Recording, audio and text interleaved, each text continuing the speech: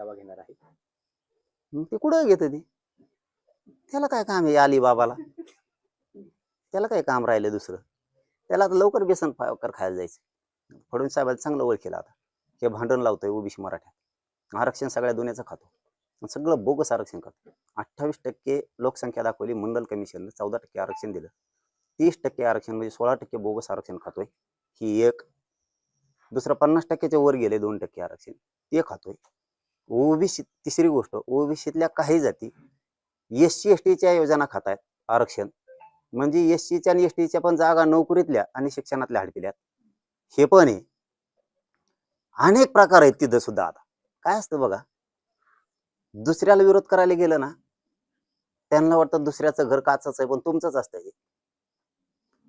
आपलं काचाचं घर आहे हे ध्यानात ठेवा. त्याला धक्का लागल्यावर ते बी पडत असते. त्यासाठी आपण लय मजबूत लागतो, तेव्हा लोकांना नाव ठेवा. आमचं खरं आरक्षण आहे. मराठा आणि कुणबी या राज्यातला एक आहे. फक्त आम्ही टप्प्याटप्प्याने चाललोय आणि तुम्ही आतापर्यंत सगळं बोगस आरक्षण खाल्लंय. त्यांच्यावर गुन्हे पण दाखल होणार. आमच्या शोधपत्रिका मागत आहेत ना, बोगस कुणबी प्रमाणपत्र घेतलेत म्हणून. काही महान नेते, खूप मराठ्यांनी 25-30 वर्ष त्यांना डोक्यावर घेतलं आणि तेच आता गरळ वाकायला लागले की मराठ्यांचे कुणबी बोगस प्रमाणपत्र आहेत, त्याचे शोधपत्रिका काढा. 16%चे काढायला लावतो ना आम्ही बी. आता काढली पाहिजे सरकार. कस का नाही काढणार? तुम्ही कोर्टात जाता तर आमच्याकडे बादर आहेत ना, ते बी कोर्टात जाणार. भाषा जसेल तशी होणार. आता 16%, परत वरचं 2%. न्याय देवता आहे ना न्याय करायला. तेव्हा म्हणतो 2 आरक्षण खात्यात मराठी. अलिबाबा त्यावल्याचा तेव्हा म्हणतो 2 आरक्षण खात्यात, SC BC आणि कुणबीचं ओबीसीचं. त्याला हे माहीतच नाही. कुणबीचं आरक्षण मराठ्यांना सरसकट नाही केलेलं. सरसकट केल्यावर 2 म्हणावं. अर्धे मराठी राहिले त्यांच्यासाठी 10%. हे डोक्यात नाही त्याच्या हे बी डोक्यात नाही आलं. पुन्हा पुढं आपल्यातल्या काही जाती अशा आहेत की त्या ओबीसीत राहून SC STच्या योजना खात्यात, त्या जाऊ शकतं. त्याला आणखी हे माहित नाही. परत बंजारा आणि दुसरी जाती एक नाहीये तरी त्यांना आरक्षण दिलं गेलं, म्हणजे त्या पण SC STच्या जागा खाल्ल्या, बंजारा समाजाच्या खाल्ल्या. एक नाही तर ते दाखिलं कसं? त्याच्यामुळे तेही घोटाळा होणारच आहे. आता आमच्या शोधपत्रिका मागता ना, बोगस प्रमाणपत्र आहेत म्हणून, ती शोधपत्रिका पण निघन ना आता. ती पण जे रद्द होईल आता, की ही एक जात नसून बंजारा आणि ती, मग 2.5% आरक्षण दिलं कस काय होणार? सगळे डाव होणार. आता आमच्या नादी लागलात ना, परत ते कुंकडचं काय धरून आणतात, माकड बिडात हिंडी देत आणि परळीची टोळी ती माग. आता राज्यात जिथे तिथं परळीची टोळी ती पळती. लोक वेगळेच, झेंडे दुसऱ्याच जातीच्या हातात दिले आणि ते दाखवायचं. टोळी घडून आणती परळीची. हे सगळं हेही मला एका ओबीसीचाच बांधवून सांगितलं. त्याच्यामुळे त्यांनी किती मेळावे घेतले आणि काय घेतले, नुसता हिंडमाना. जायचं तुला आता थोड्याच दिवसात बेसन भाकर खायला. त्याला याला पक्षामध्ये होतं, तुम्ही त्या वेळेला मंडल आयोगासाठी प्रयत्न केले असं उद्देश शरद पवारांना म्हटले. मग आता आमचं ओबीसीचं आरक्षण धोक्यात असताना तुम्ही का बरं बोलत नाहीत? शरद पवारांना का बोलत नाहीत? देवावर केला त्यांचं तरी बोलायचं का?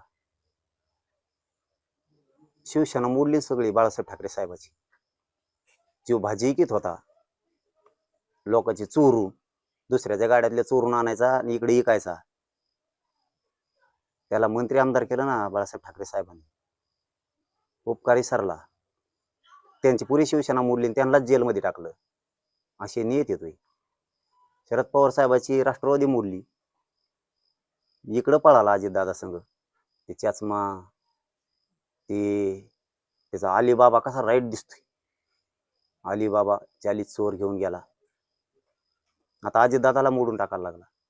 आता भाजपचा नंबर आहे. असा प्राणी येतो. असा केसळू प्राणी कुठंच भेटणार नाही. असा अलिबाबा लाभला त्यांना. तो सगळ्यांचा देवारा करीत आला. मात्र हे भाजपने वेळीच ओळखलं, देवेंद्र फडणवीस साहेबांनी, की हे ओबीसी मराठीचे वाद लावतो ना, आपल्यावर दबाव आणतो, त्यांच्यावर दबाव आणतो, ब्लॅकमेल केल्यासारखं वागवतो त्यांचा. राजीनामा देईन नाही, ओबीसी माग आहे. पुढे तो आहे मग काय याचा? ओबीसी तो आहे मग कुठं मंत्रिपद घेतलं की मग नाही, मग जमतं असलं. त्यांनी ओळखलं आता ते लवकर नंबर लागणार आहे त्यांचा. लवकर नंबर लागणार. दादा, गोलमेज परिषदेबद्दल तुम्हाला काय वाटतं? तर मराठा क्रांती मोर्चा जे आहे ते ज्याचा त्याचा विषय मी कोणावरच काही बोलत नाही. मी फक्त गरिबाचं काम करतो, गरिबासाठी लढतो, एवढाच माझा प्रश्न आहे. आम्ही गरीब नाही जमत, अवघड असतं. वेगळे वेगळे विचार आहेत. माझं काय नाही, तुम्ही काही करा, समाज बघतो सगळं. कोण कोणासाठी करतो, कोण कोणासाठी करतो. मी समाजासाठी करतो, गरिबांसाठी लढतो, झुंजतो, मिळून बी देतो. आता मिळून दिलं, चुकलं बी काहीतरी पुन्हा दुरुस्त करून देणार आहे. मी बरोबर करतो सगळं, काही टेन्शन घ्यायचं नाही, सगळं होणार. गॅजेट प्रमाणे होणार, शिंदे समिती प्रमाणे पण होणार, विदर्भ खानदेश होणार, कोकण बी होणार, मुंबई होणार, पश्चिम महाराष्ट्र मराठवाडा होणार. आणि माझ्या समाजावर आमचा दोघांचा एकमेकावर पक्का विश्वास आहे. आज ना उद्या होणार. 45 वर्ष नव्हतं काय केलं मग आम्ही? चाललोत ना बरोबर. आम्ही हळूहळू हळूहळू हळूहळू चाललो.